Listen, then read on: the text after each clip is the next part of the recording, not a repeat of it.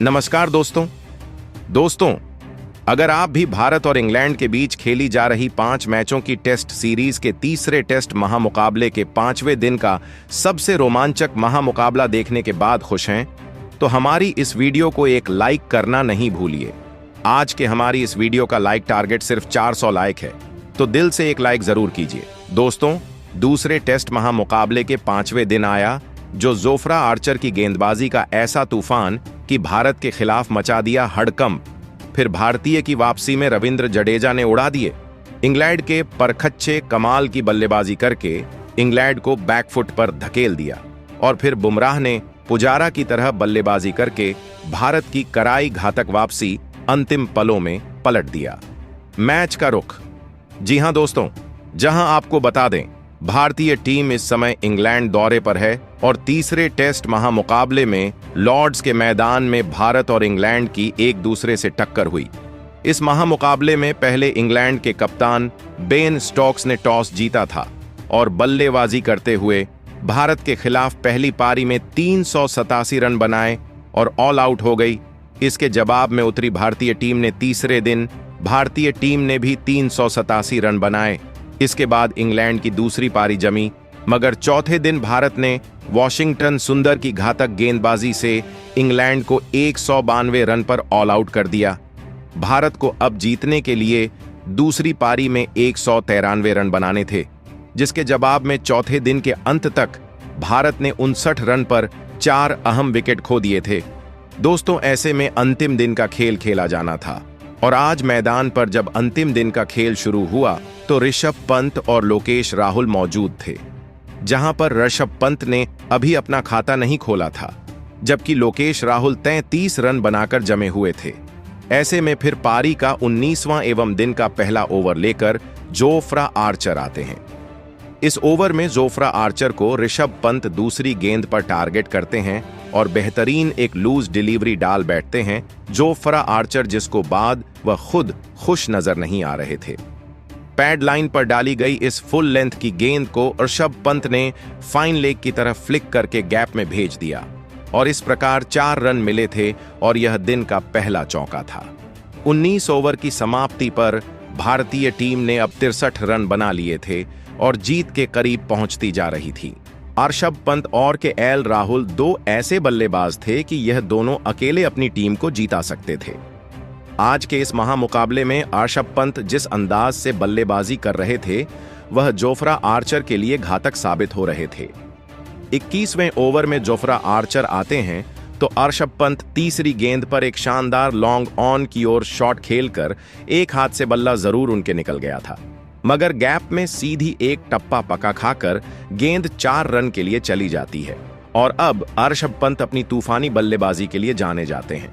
वह करने लगे थे, मगर आज जोफ्रा आर्चर इसी ओवर में अपनी वापसी करते हैं और 5वीं गेंद पर वह ऋषभ पंत को क्लीन बोल्ड कर देते हैं, और ऋषभ पंत सिर्फ 9 रन बनाकर आज पवेलियन की राह देखते हैं। ऐसे में भारतीय टीम की आधी टीम पवेलियन लौट चुकी थी, यानी कि 5 विकेट जा चुके थे। अभी भी जीत के लिए भारतीय टीम को 122 रन की दरकार थी, और ऐसे में अब ऋषभ पंत के आउट हो जाने के बाद ऑलराउंडर और सबसे एक्सपीरियंस खिलाड़ी रविंद्र जडेजा मैदान पर आते हैं, और रविंद्र जडेजा और लोकेश राहुल मिलकर अब यहां से सिंगल डबल रन लेना चालू कर देते हैं।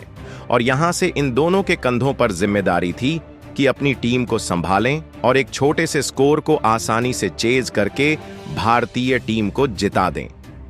23वां ओवर जब तेज गेंदबाज जोफ्रा आर्चर फिर से लेकर आते हैं, तो रविंद्र जडेजा उनको तीसरी गेंद पर एक शानदार टारगेट करते हैं।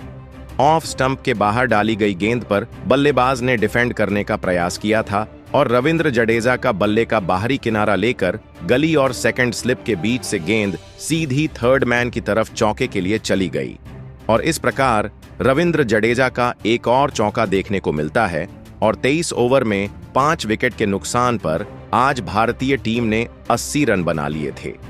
193 रन का लक्ष्य जो दिया था वह छेज होता हुआ दिखाई दे रहा था, मगर आज इंग्लैंड की गेंदबाजी ने शुरू में जो विकेट लिया था वह भारतीय टीम को प्रेशर में डाल दिया था, और अब लोकेश राहुल के कंधों पर जिम्मेदारी थी कि वह अपनी टीम को संभाले और जमकर एक बड़ी पारी खेलें और अपने अर्धशतक की तरफ बढ़ रहे थे। मगर फिर 24वें ओवर में बेन स्टोक्स आते हैं और भारतीय टीम को सबसे बड़ा झटका देते हैं। 5वीं गेंद पर वह लोकेश राहुल को गेंद करते हैं। लोकेश राहुल चूक जाते हैं, पैड पर गेंद टकरा जाती है और LBW आउट दिया जाता है और लोकेश राहुल 39 रन बनाकर पवेलियन चले जाते हैं। दरअसल इंग्लैंड की तरफ से रिव्यू लिया गया था जो कि सफल दिखाई दिया और 81 पर 6वां बड़ा झटका भारतीय टीम का अब जा चुका था। भारतीय टीम को वैसे तो जब जीत के लिए ज्यादा रन नहीं चाहिए थे, मगर भारतीय टीम के लगातार विकेट गिरे थे, उन्होंने भारतीय टीम की परेशानी बढ़ा दी थी। इसके बाद बल्लेबाजी करने के लिए ऑलराउंडर वॉशिंगटन सुंदर मैदान पर जरूर आए, मगर वह भी कुछ खास नहीं कर पाए और वॉशिंगटन सुंदर भी 25वें ओवर में जोफ्रा आर्चर की गेंद पर कैच आउट होकर पवेलियन चले जाते हैं। और ऐसे में आज वॉशिंगटन सुंदर तो अपना खाता भी नहीं खोल पाते हैं और 82 रन पर आज भारतीय टीम को 7वां बड़ा झटका लगता है। अब भारतीय टीम के पास सिर्फ 3 विकेट बचे हुए थे और रन अब ज्यादा दिखाई देने लगे थे। आज इंग्लैंड की गेंदबाजी ने कमाल करके रख दिया था और भारतीय टीम की बखियां उधेड़ दी थीं। जिस तरीके की गेंदबाजी किसी ने उम्मीद नहीं की तो वह इंग्लैंड ने करके दिखाई थी। खासकर आज जोफ्रा आर्चर खतरनाक फॉर्म में नजर आ रहे थे। इसके बाद बल्लेबाजी करने के लिए नीतीश कुमार रेड्डी आते हैं और ऑलराउंडर रविंद्र जडेजा और नीतीश कुमार रेड्डी के कंधों पर अपनी टीम को एक बेहतरीन तरीके से जीत दिलाने की बड़ी जिम्मेदारी थी। मगर भारतीय टीम अब पूरी तरीके से बैकफुट पर नजर आने लगी थी, जिसके कारण अब भारतीय टीम का जीत पाना असंभव नजर आने लगा था। मगर जब तक रविंद्र जडेजा को मैदान पर देखते हैं, सभी को भरोसा हो रहा था कि रविंद्र जडेजा मैदान पर अपनी टीम को जीता सकते हैं। और देखते ही देखते ड्रिंक्स का ब्रेक होता है और भारतीय टीम 29 ओवर में 7 विकेट के नुकसान पर 95 रन बना लेती है और रविंद्र जडेजा और नीतीश कुमार रेड्डी के बीच में एक शानदार साझेदारी पनपने लगती है। अब इन दोनों ने मिलकर जैसे तैसे करके भारतीय टीम को 33वें ओवर तक 100 रन पर पहुंचाया था और भारतीय टीम ने 7 विकेट खोकर 100 रन बना लिए थे। अब नीतीश कुमार रेड्डी और रविंद्र जडेजा को संभलकर बल्लेबाजी करने की जरूरत थी, वरना भारतीय टीम को तगड़ी हार झेलना पड़ सकता था। ऐसे में नीतीश कुमार रेड्डी अब अपना बल्ला 36वें ओवर में खोलते हैं और कप्तान बेन स्टोक्स को चौथी गेंद पर एक शानदार कवर पॉइंट फील्डर के बीच से पैर निकालकर ड्राइव करके गेंद को चौके के लिए भेज देते हैं और इस ओवर में 4 रन के साथ 36 ओवर में टीम 7 विकेट खोकर 107 रन पूरे कर लेती है।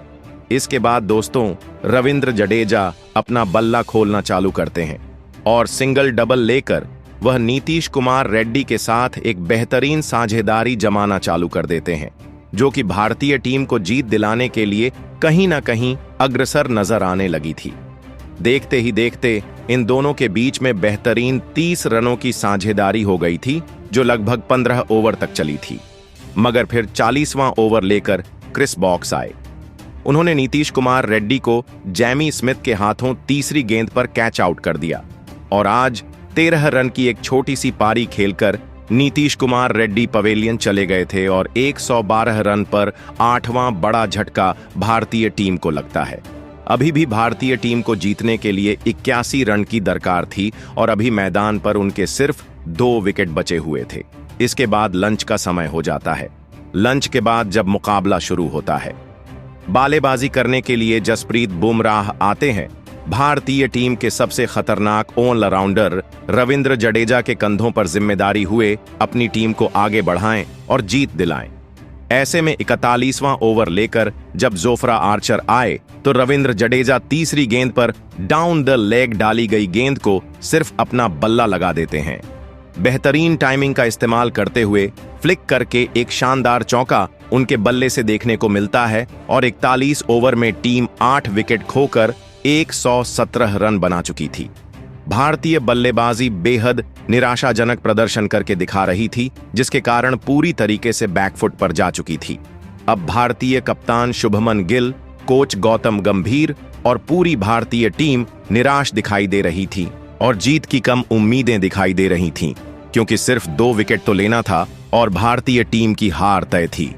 ऐसे में फिर 43वां ओवर लेकर जोफ्रा आर्चर आते हैं और जसप्रीत बुमराह उनको 5वीं गेंद पर एक शानदार बल्ला चलाते हैं और छोटी डाली गई लेंथ में गेंद को मिड विकेट की तरफ खेलकर पुल शॉट के साथ चौका लगा देते हैं और 43 ओवर में टीम 8 विकेट खोकर 193 रन बना लेती है। 193 रन से तो काफी दूर थी और भारतीय टीम के पास सिर्फ 2 विकेट थे।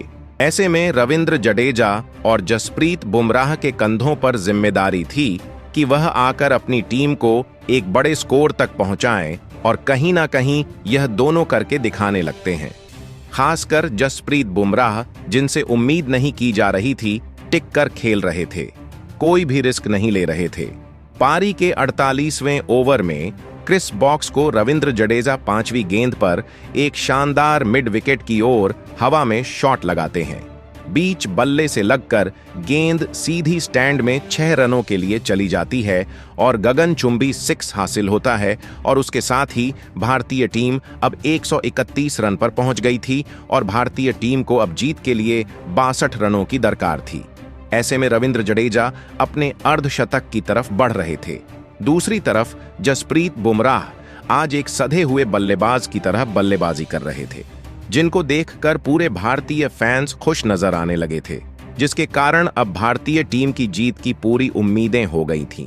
फिर जब ड्रिंक्स ब्रेक हुआ तो 53 ओवर में भारतीय टीम ने 137 रन 8 विकेट खोकर बना लिए थे।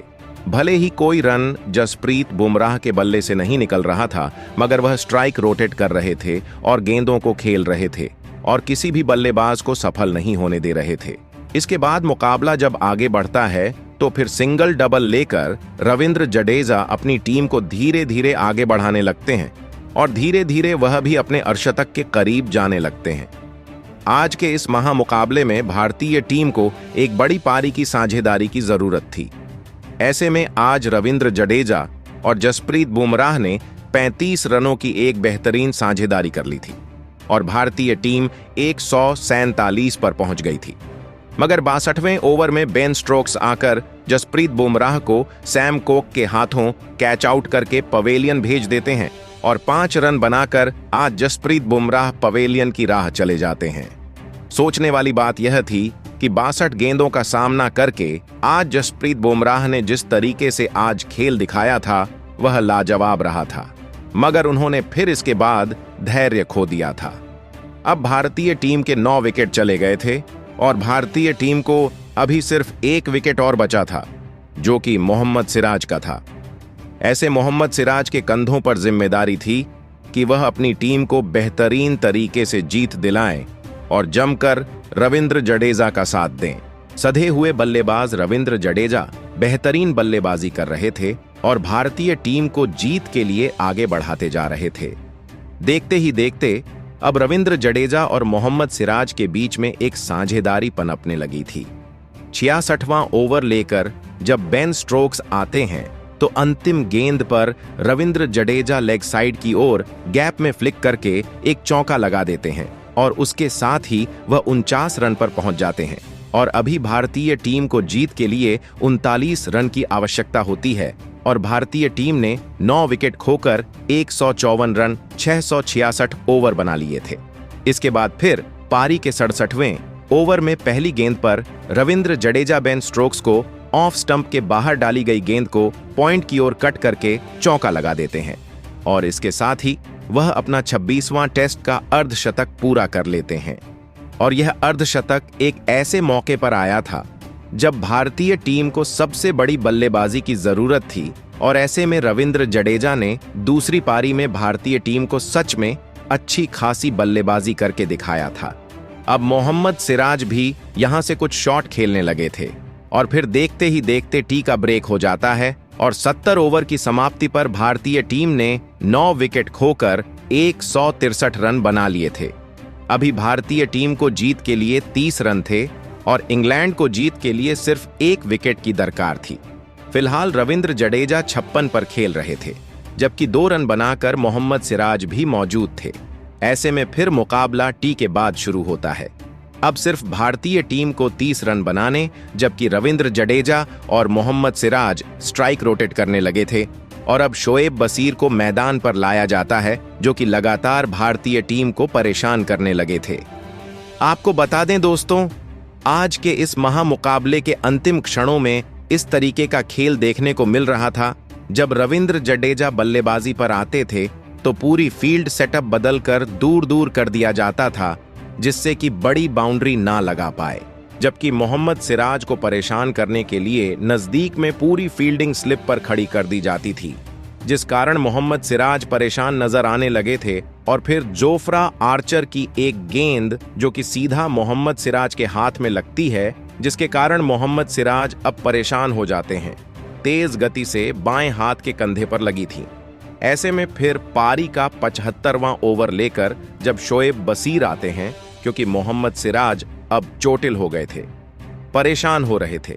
5वीं गेंद पर मोहम्मद सिराज एक गेंद को शानदार तरीके से डिफेंड करने जाते हैं, मगर गेंद आराम से बैट का किनारा लेकर सीधी स्टंप पे जा लगी और भारतीय टीम का आखिरी विकेट भी गिर गया।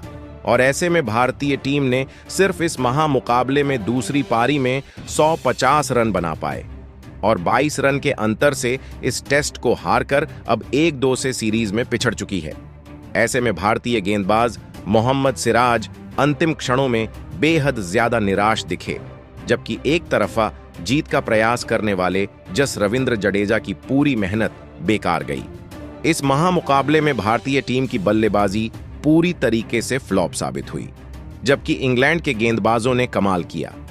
इस महामुकाबले के पूरे ओवरव्यू की बात करें तो पहली पारी में भारतीय टीम के सामने इंग्लैंड ने 387 जरूर बनाए थे, मगर भारतीय टीम भी 387 बनाकर पहली पारी में बराबरी पर पहुंच गई थी।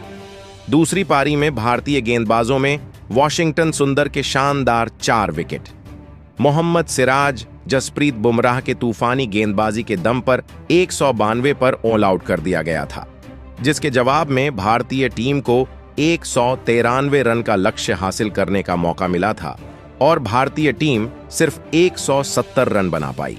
हालांकि भारतीय टीम की तरफ से केएल राहुल ने 58 गेंदों में 43 रन बनाए, जबकि रविंद्र जडेजा ने नाबाद 181 गेंदों में 4 चौका 1 लगाकर 61 रन की एक बेहतरीन सदी हुई पारी खेली, जो कि भले ही भारतीय टीम हार गई है, मगर रविंद्र जडेजा की इस शानदार पारी को सभी याद रखेंगे।